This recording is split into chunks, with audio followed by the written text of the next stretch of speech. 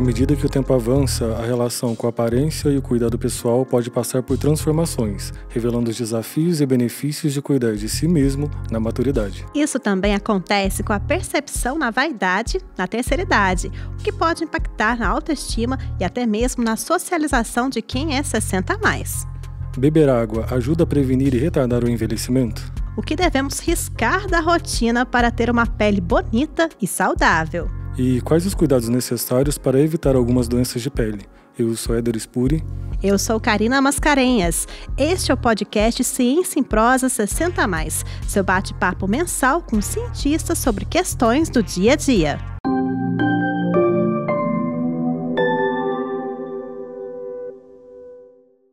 Este episódio tem a participação da Nilza Cândida Miranda, de 77 anos, natural da cidade de Macaia e que atualmente mora na Casa do Vovô, uma instituição de longa permanência para idosos na cidade de Lavras, Minas Gerais. A Nilza compartilhou com a gente que sempre foi vaidosa e, mesmo aos 77 anos, ainda mantém uma rotina de autocuidado. Nós vamos ouvir o que ela compartilhou.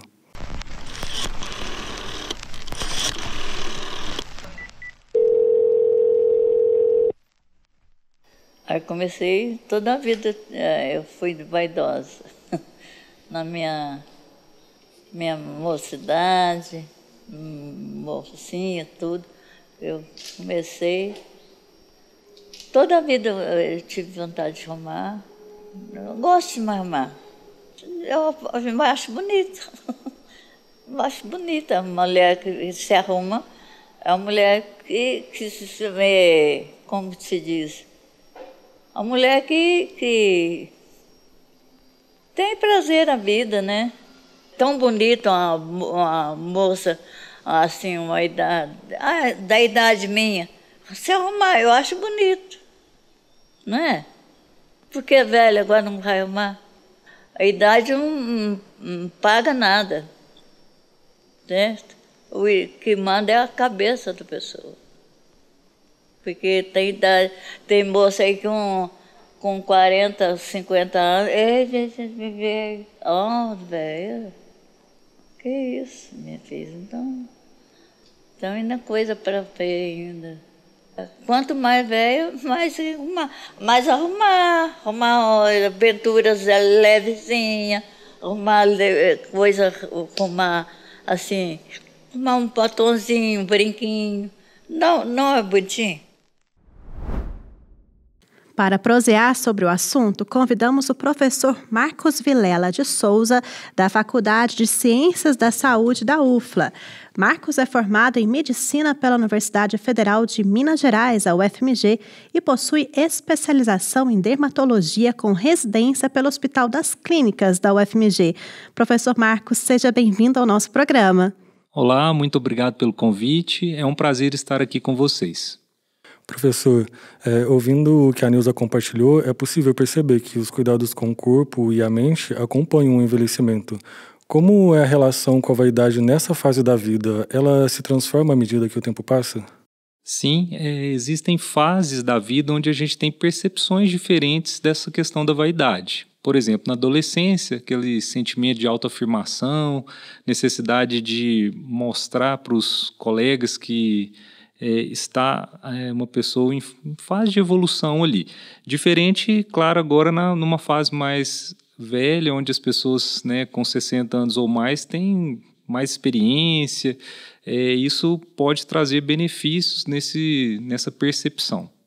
Algo que temos visto é que o mercado dos procedimentos estéticos tem crescido, às vezes até reforçando alguns padrões estéticos e criando uma pressão para atender às expectativas externas de beleza. A vaidade e o autocuidado, professor, estão necessariamente ligados aos procedimentos estéticos? Eu acredito que não. Essa questão de associar os procedimentos estéticos aos autocuidados, à vaidade, ele pode ser separado, né? A gente pode ter altos cuidados, né, ter uma vaidade bacana, sem necessariamente fazer muitos procedimentos estéticos. A gente tem possibilidade de ter um cuidado em casa, local, ter um skincare regular, né? Skincare seria um cuidado de rotina, passar um bom hidratante, um bom protetor solar. E é lógico, podendo fazer alguns procedimentos estéticos, isso vai ajudar sim, mas eu acho que não necessariamente é uma obrigação. Professor, por que o ato de se cuidar após os 60 anos, dentro dessa perspectiva de vaidade, é importante? E existe alguma influência da vaidade e do autocuidado em aspectos além do físico? Eu acho que é importante na vivência da pessoa, né? Essa vaidade, não só em termos assim, de cuidados com a pele, né? Mas cuidado com o corpo no geral. Ter uma boa alimentação, práticas regulares de atividade física, associados a esses cuidados com a pele, por exemplo, permitem que as pessoas tenham uma vida social mais ativa, independente da idade. As mídias sociais e os canais de comunicação podem influenciar os cuidados nessa etapa da vida? Eles também incentivam a busca pela beleza como uma forma de consumo? Eu acho que cada vez mais a importância, né, e a responsabilidade das mídias sociais é demonstrado.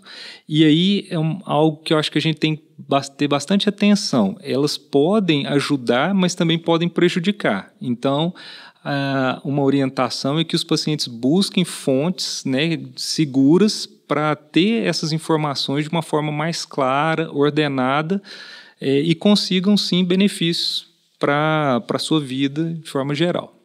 Ouvindo a sua fala, quais são os sinais de que a vaidade e o autocuidado estão se tornando uma prática não saudável e quais os riscos que isso oferece para essa população? Aquelas pessoas que pensam apenas na questão de estética, que exageram em procedimentos estéticos, a gente tem visto isso ultimamente de uma forma até exagerada, as pessoas acabam deixando de cuidar, por exemplo, de uma alimentação saudável, de uma prática de atividades físicas regulares, para pensar apenas em procedimentos, preenchedores, uso de toxina botulínica. Então, acho que isso, a partir do momento que começa a ser algo doentio, muda a percepção da pessoa consigo mesmo, né? Então, eu acho que isso são demonstrações de que algo patológico está acontecendo. E você tem exemplos, professores, de casos no seu consultório de pacientes que chegam com mais de 60, né? Com 60 a mais, e de repente querem só fazer um leve toque, um retoque, minha boca, não, só quero um pouquinho aqui, eu quero que fique mais natural, até porque hoje em dia a gente teve recentemente o Congresso Mundial, né, de Dermatologia, e muito se falou em medicina regenerativa, não é mesmo? Estética regenerativa, não é isso mesmo? Um exemplo que aconteceu comigo no consultório recentemente é que um paciente com mais de 80 anos chegou me pedindo para fazer um preenchedor labial. Num primeiro momento, essa queixa dela me trouxe uma certa apreensão, e quando eu fui conversar mais com ela me explicando o que era a intenção dela. Ela queria fazer um preenchedor no lábio, não para ficar com aquele lábio grande, até inestético, mas sim ela queria fazer um contorno labial para que quando ela passasse um batom, o batom não borrasse. E aí foi muito interessante, nós conversamos bastante, fiz o procedimento, ela ficou muito satisfeita e ela já voltou para repetir o procedimento.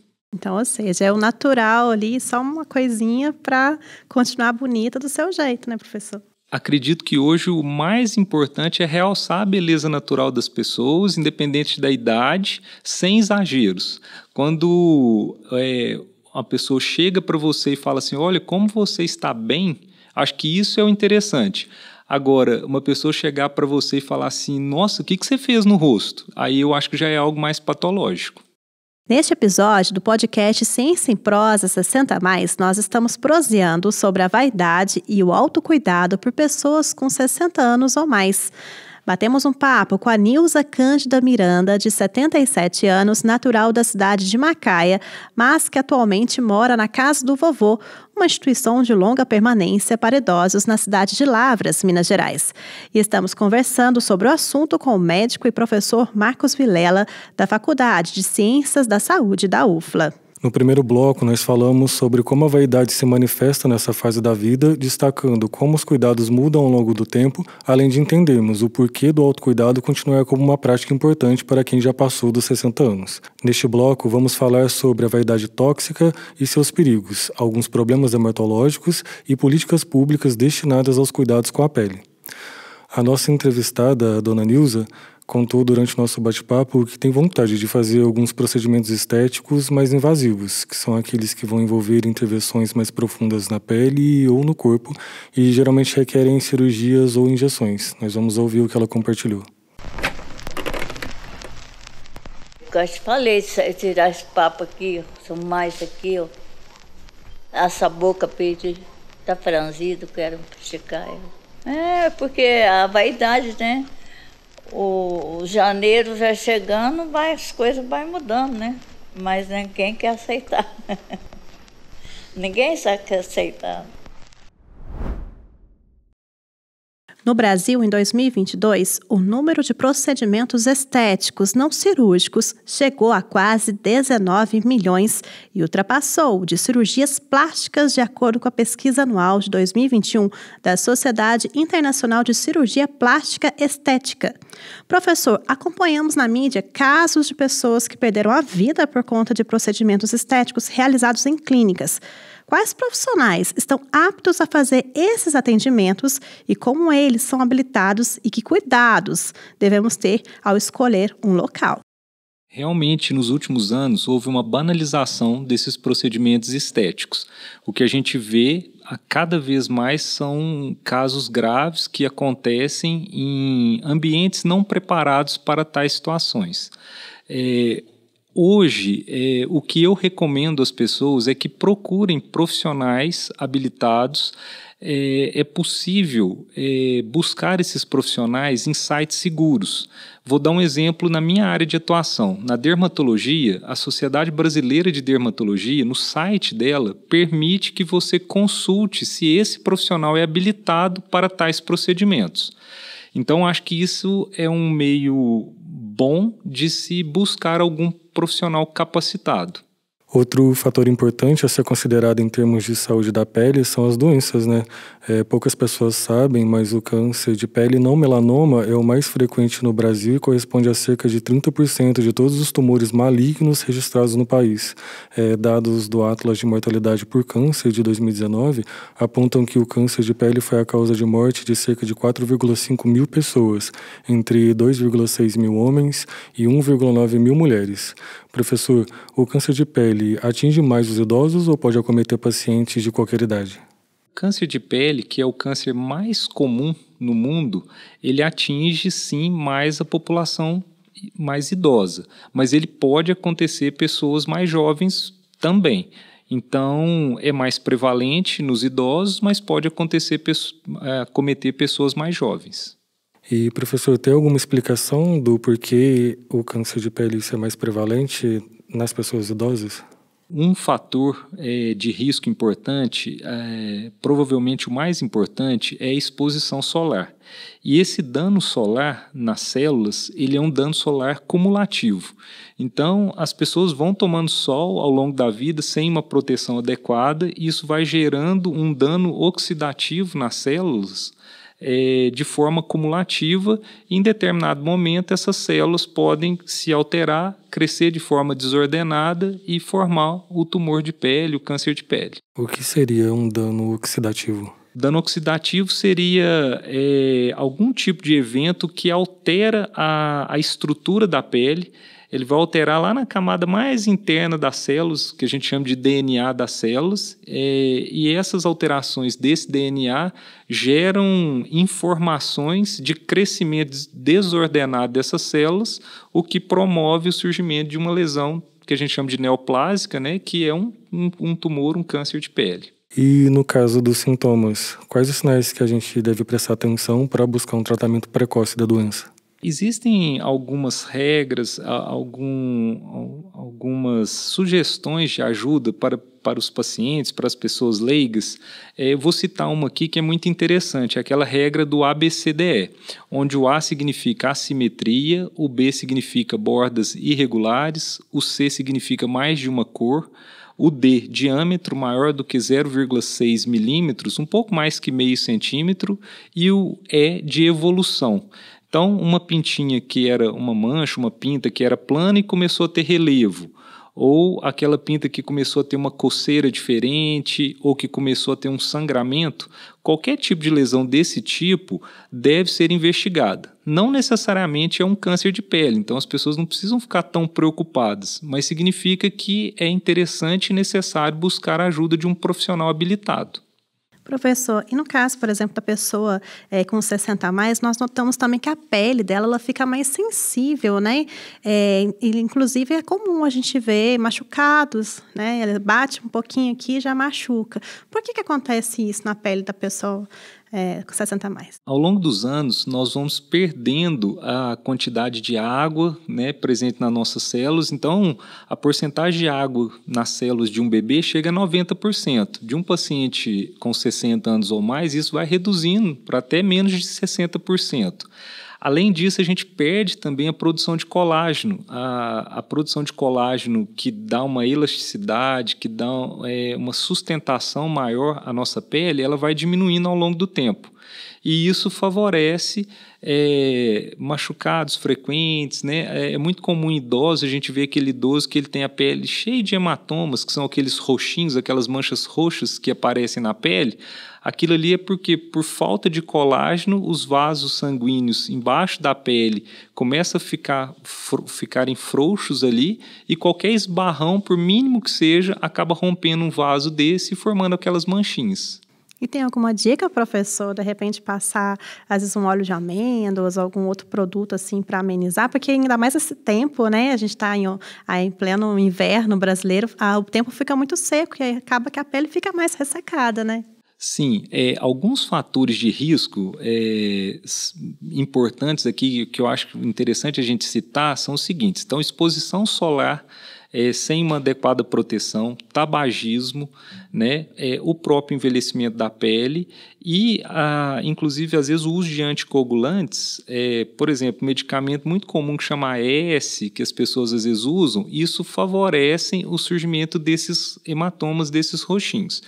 E a pele mais frágil, ela precisa de um cuidado especial. Então, uma dica interessante, concordo com você, o uso de um creme hidratante, óleos de amêndoa, uso de protetor solar e algumas outras coisas podem ajudar também. Lembrando sempre que cada pele tem que ter a indicação de um profissional, no caso do médico, né? E com relação às políticas públicas, professor Marcos, há campanhas para conscientização e prevenção do câncer de pele? A própria Sociedade Brasileira de Dermatologia, que eu citei há um tempo atrás aqui, ela tem uma campanha de prevenção, ela é realizada nos meses de dezembro, essa campanha ficou conhecida como Dezembro Laranja. A Sociedade Brasileira de Dermatologia promove eventos, divulga na mídia ações para essa orientação de cuidados, né, de prevenção do câncer de pele. Fica claro que é preciso, né, conscientizar e educar as pessoas sobre a importância de cuidar bem da saúde e da pele. Na UFLA existe algum projeto que aborda esse tema, professor? Aqui na UFLA, junto com os alunos do curso de Medicina, nós desenvolvemos alguns trabalhos de extensão. A gente tem uma liga acadêmica de dermatologia que ela, depois da pandemia, ela está estacionária, mas é algo que eu pretendo voltar a trabalhar para a gente poder desenvolver mais projetos de extensão ajudando a população. Já fizemos alguns desses projetos, campanhas de câncer de pele, com os alunos atendendo os pacientes, fazendo o diagnóstico e a gente direcionando os pacientes para tratamentos. Então, eu acho que é algo importante que a gente dê continuidade. Outra doença de pele comum que incomoda muita gente é o melasma, que são manchas escuras acastanhadas que surgem geralmente na pele do rosto. Embora seja uma doença que não cause danos à saúde, ela pode impactar a autoestima, tanto de mulheres quanto de homens. Essa doença é uma queixa comum dos pacientes com mais de 60 anos, professor. Quais fatores contribuem para o seu surgimento e como que é o tratamento? Essa queixa não é mais comum nos pacientes com mais de 60 anos. Pelo contrário, ela é mais comum em pessoas mais jovens. A gente percebe que, a partir dos anos, o melasma, às vezes, ele até desaparece espontaneamente. Então, é uma queixa mais comum em jovens, tem alguns fatores de risco, uma predisposição genética, história familiar positiva, O fato de ser mulher é mais comum em mulher do que em homens, por outro lado, em homens é mais difícil de tratar. Uso de anticoncepcional e gestação, e aí a gente vê, né, que isso acontece em mulheres mais jovens, e por fim a exposição solar. Então é uma queixa mais comum em mulheres mais jovens. Olha, eu vou aproveitar e perguntar de uma outra coisa aqui que eu me lembrei, que é com relação às verrugas, professor. As verrugas, elas são mais comuns nos idosos ou elas crescem com a idade? Tem alguma coisa a ver isso? Achei interessante a sua pergunta e gostaria de esclarecer aqui. A verruga é um termo que geralmente a gente usa para classificar todas aquelas elevações que acontecem na pele. Mas, na minoria das vezes, elas são realmente verrugas. Verrugas são lesões causadas por vírus. Então, às vezes, a lesão é uma pinta, que a gente chama de névoa, ou é um acrocórdon, que é um apêndice da pele que cresce ali. Tá? Então, essas lesões que não são as verruguinhas são mais comuns em idosos. As verrugas causadas por vírus, a gente vê mais até em crianças, adultos jovens. E nos idosos, tem algum tipo de tratamento? Sim, então assim, eu acho que o primeiro passo é a gente identificar de forma correta a lesão. Se é um névoa, que é o sinônimo de uma pinta, se é um acrocórdon, uma ceratose seborreica, que é um outro tipo de lesão muito comum em idoso, e depois que a gente identificou a lesão, a gente programa o tratamento adequado. Por exemplo, a gente pode fazer uma retirada cirúrgica dessa lesão, a gente pode só cauterizar ela, né, com um procedimento que chama eletrocoagulação. Então, de acordo com o diagnóstico feito, a gente vai orientar um tratamento adequado. Você mencionou o uso de filtros solares, mas sempre fica aquela dúvida, porque são diversas opções disponíveis no mercado e o consumidor muitas vezes acaba não sabendo qual escolher. Os rótulos também estão cheios de siglas e números e muita gente acaba se confundindo. Nós gostaríamos de ouvir de você, professor, qual a melhor forma de escolher um filtro solar e se aqueles mais baratos também têm eficácia? Bom, acho uma pergunta super pertinente. Eu gostaria de dar uma explicação que eu acho que vai beneficiar a maioria da população. Então, não é necessário um filtro solar caro, não necessariamente o mais caro é melhor. Filtro solar com FPS maior ou igual a 30 atende a maioria da população. Algumas pessoas que têm doenças específicas, como por exemplo lúpus, albinismo, elas se beneficiam de filtros com fatores de proteção mais altos. Mas a maioria da população, acima de 30, é suficiente. E o importante é ver se esse filtro ele tem um registro na Agência de Vigilância Sanitária e, tendo esse registro, ele é comercializado nas principais drogarias e pode ser usado. Professor, ainda falando sobre o uso de filtro solar, ele deve ser utilizado somente quando a gente está em exposição ao sol ou também em outros momentos, à noite, por exemplo? Bom, o filtro solar ele deve ser usado diariamente. Essa rotina de usar diariamente faz com que o paciente não esqueça o uso. É importante que a gente use ele tanto em dias ensolarados, mas também em dias nublados e até com chuva, porque os raios ultravioletas, eles chegam na nossa pele independente de estar um dia nublado ou chuvoso. Então é importante. À noite não é necessário o uso do filtro. As luzes, elas emitem uma radiação pequena que não vai trazer um dano importante. Então o mais importante é a proteção durante o dia. E no caso daqueles filtros solares com cor, professor? Eu, por exemplo, sou adepta desses, né? Que aí você passa, já fica com uma corzinha, a pele fica bonita e faz a proteção solar. Também garante, né? Exatamente. Esses protetores com cor, eles são interessantes porque eles têm uma proteção extra contra a luz visível. E as mulheres gostam também porque é uma forma de maquiagem, de cuidado, né? A gente está falando de vaidade, de autoestima, então eu acho interessante.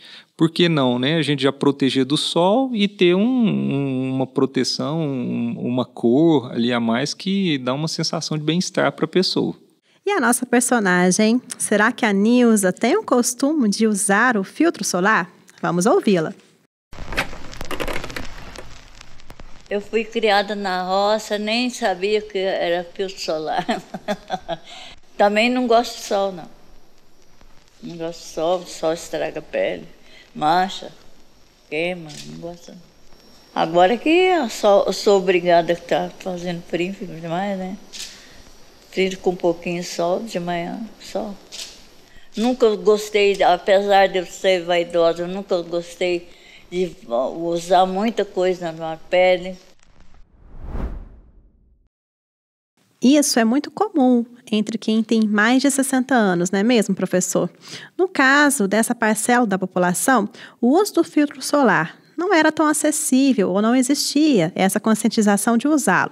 É isso que você observa no seu consultório? Sim, exatamente isso. Essa consciência de uso regular do protetor solar é algo mais recente. Então, hoje, as mães já se preocupam, os filhos pequenos, com 6, 7 anos de idade, já vão para a escola usando protetor solar. Antigamente não existia isso. E é bom ressaltar que a gente vive numa região, né, do interior do estado de Minas, onde a atividade agrária é uma atividade muito importante. Então, a gente percebe que essas pessoas, nessa faixa etária de hoje, com 60 anos ou mais, elas devem ter um cuidado especial porque elas foram submetidas a uma exposição solar intensa sem proteção adequada. Antigamente não tinha essa orientação. Então, orientar essas pessoas é importante e, na dúvida, procurar um atendimento especializado. Neste episódio do podcast Ciência em Prosa 60+, nós estamos proseando sobre autocuidados por pessoas com 60 anos ou mais. Batemos um papo com a Nilza Cândida Miranda, de 77 anos, natural da cidade de Macaia, mas que atualmente mora na Casa do Vovô, uma instituição de longa permanência para idosos na cidade de Lavras, Minas Gerais. Estamos conversando sobre o assunto com o professor Marcos Vilela, da Faculdade de Ciências da Saúde da UFLA. Até aqui nós falamos sobre a importância do autocuidado para quem é 60+, e os perigos da vaidade tóxica, além de entendermos um pouco sobre doenças dermatológicas e ações para conscientização sobre os cuidados com a pele. No terceiro e último bloco, nós vamos falar sobre hábitos que podem prejudicar um envelhecimento saudável, os procedimentos estéticos procurados e utilizados por pessoas acima dos 60 anos para manutenção da beleza e bem-estar, além de dicas essenciais para quem quer retardar o envelhecimento de forma natural. Durante a nossa conversa com a Nilza, ela comentou um pouco sobre a rotina de autocuidado dela e o que ela mais gosta de fazer. Vamos ouvir um trecho do que ela disse. Eu gosto mais de arrumar as unhas. As unhas que eu tenho mais cuidado de arrumar.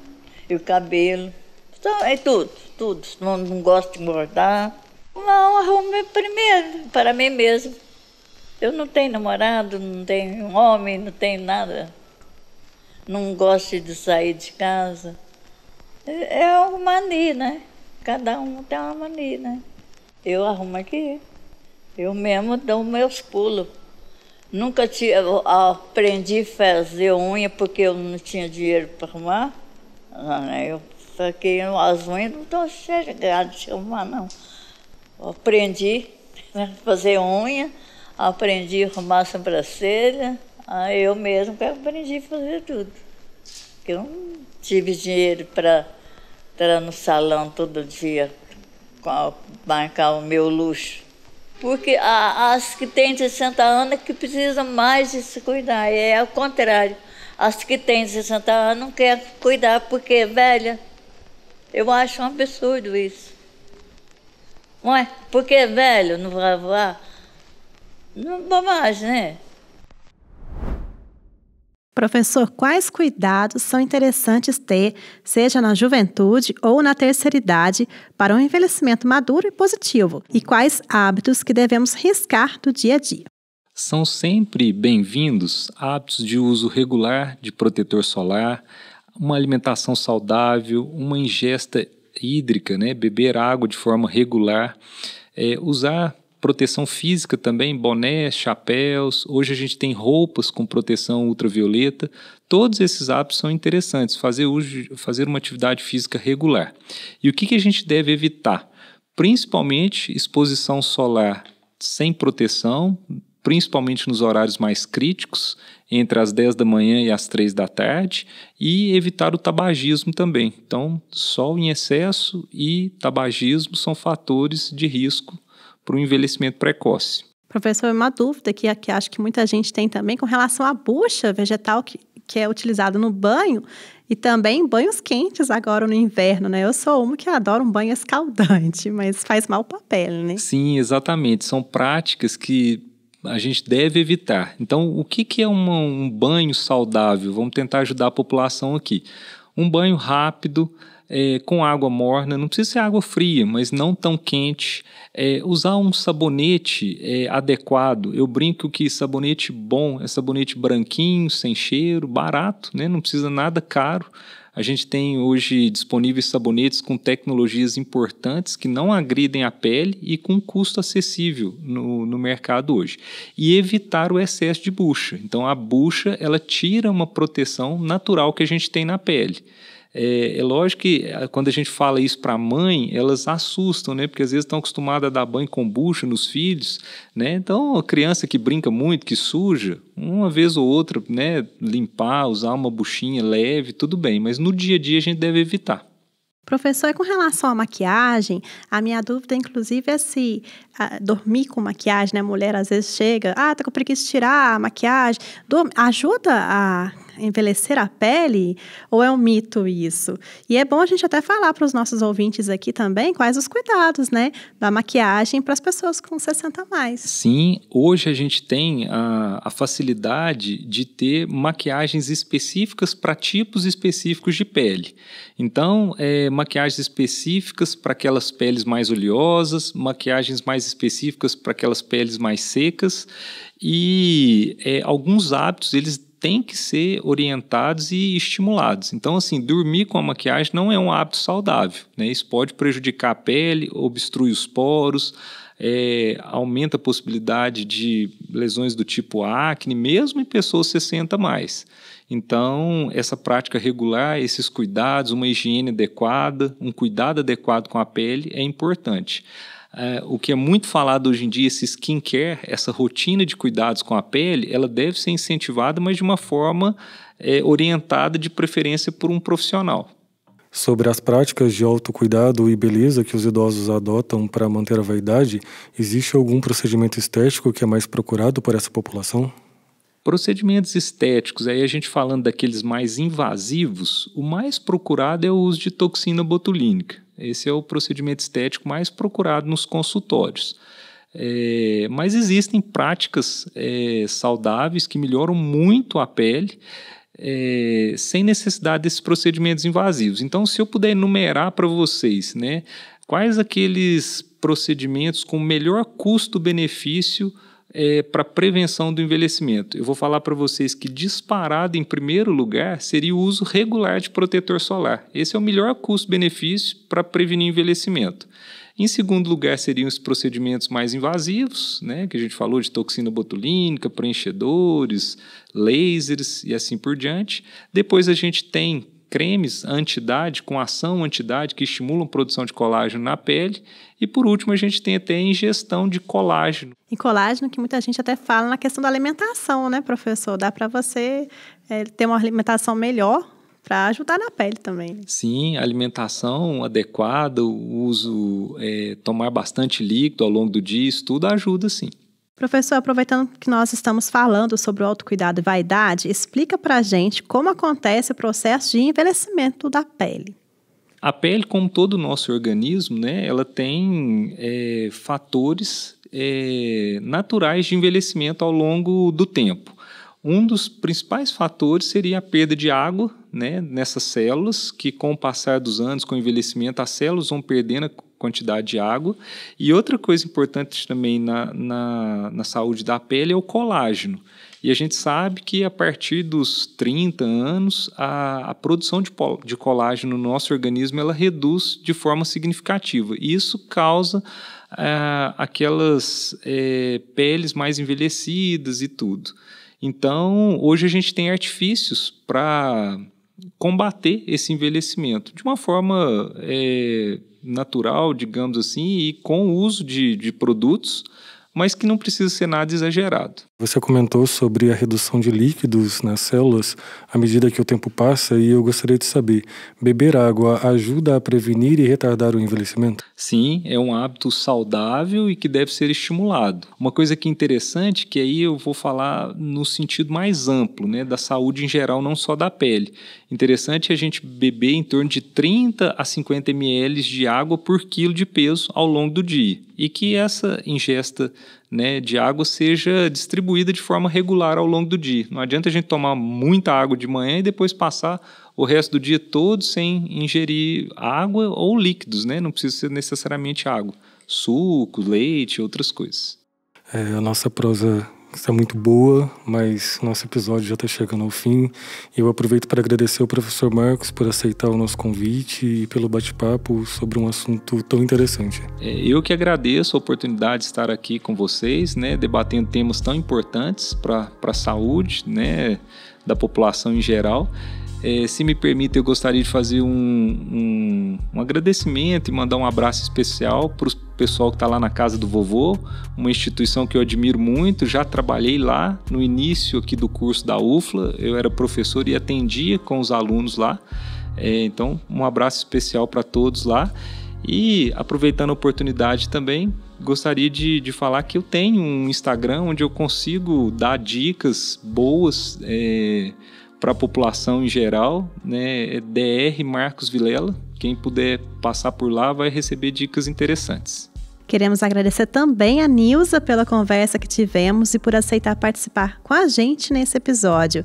Agradecemos toda a equipe da Casa do Vovô e esperamos que o nosso bate-papo também tenha trazido informações importantes para você.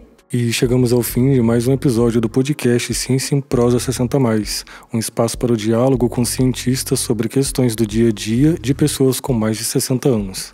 Para participar, é só encaminhar para nós as dúvidas que a ciência pode responder e vamos buscar um professor ou professora da UFLA que possa participar da conversa.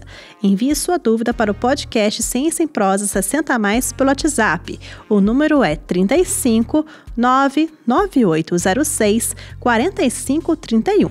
Repetindo, 35 999 9806 4531. Os episódios estão disponíveis no YouTube, é só procurar por UFLA-BR. Você também pode ouvir nas plataformas de áudio Spotify e Deezer.